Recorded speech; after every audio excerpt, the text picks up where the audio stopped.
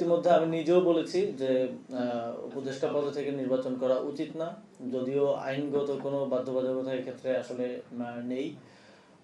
এবং আমি যেটা নিজে বলেছি সেটা আমি নিজেও প্র্যাকটিস অবশ্যই করব।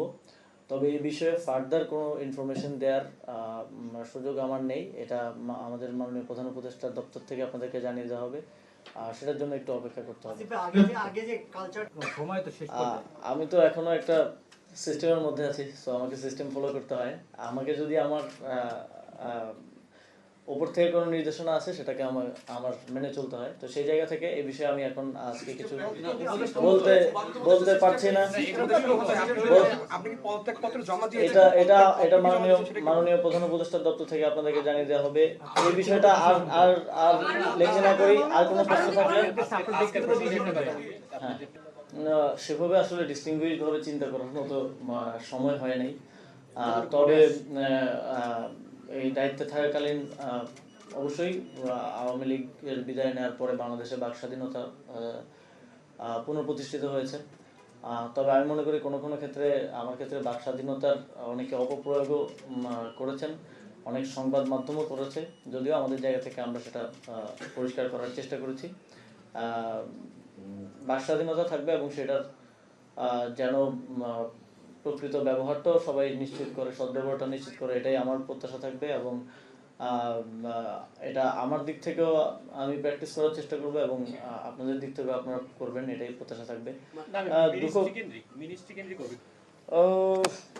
মিনিস্ট্রি কেন্দ্রিক অনেক ধরনের অভিজ্ঞতাই হয়েছে, অনেক কিছুই হয়তো বলা যায় না। তো আসলে এই ধরনের পর্যায়ে কাজ করতে গেলে নানা ধরনের জটিলতা যেমন আছে। বিগত এই প্রায় 1.5 বছরে আমার মনে হয় যে আমি এর আগের আমার জীবনে প্রায় 25 বছরে যা শিখেছি তা এই 1.5 বছরেই তার থেকে অনেক বেশি শিখতে পেরেছি। এটা আমার জন্য একটা লার্নিং প্রসেস ছিল।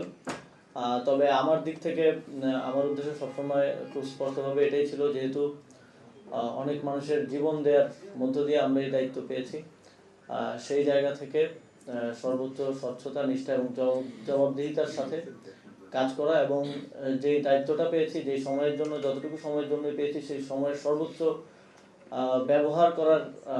সদ্ব্যবহার করার চেষ্টা আমি করেছি। এবং আমার সাথে যারা আমার সহকর্মী ছিলেন তাদেরকেও অনেক সময় অফিস টাইমের বাইরেও অতিরিক্ত কাজ করতে হয়েছে, কারণ আপনারা দেখেছেন যে আমরা স্বাভাবিকভাবে অন্যান্য বিভিন্ন মন্ত্রণালয়ের থেকে অনেকাংশে অনেক বেশি উদ্যোগ গ্রহণ এবং বাস্তবায়ন করেছি। ফলে আমি আমার টিমকেও বিশেষভাবে আজকের দিনে ধন্যবাদ জানাতে চাই এবং আপনাদেরকেও ধন্যবাদ জানাতে চাই। আপনারা সবসময় আমাদের কাজগুলোকে জনগণের সামনে উত্থাপন করতে সহযোগিতা করেছেন। ধোঁয়াশা রাখছি না এ বিষয়ে, আসলে সত্যিকার অর্থেই কোনো সিদ্ধান্ত হয়নি এখনো। আর এ বিষয়ে যদি চূড়ান্ত সিদ্ধান্ত হয় তাহলে আপনারা সবাই জানতে পারবেন। এবং যে দলের কথা বললেন, অবশ্যই যারা গণঅভ্যুত্থানে আমার সহযোগিতা ছিলেন তারাই সেই দলটা করেছে। তবে আমি আরো অনেক আগেই বলেছি যে এটা ধরে নেওয়া ঠিক হবে না যে আমি সেই দলেই যুক্ত হব বা অংশগ্রহণ করব। তবে আশা করি আগামী কয়েকদিনের মধ্যে সবকিছু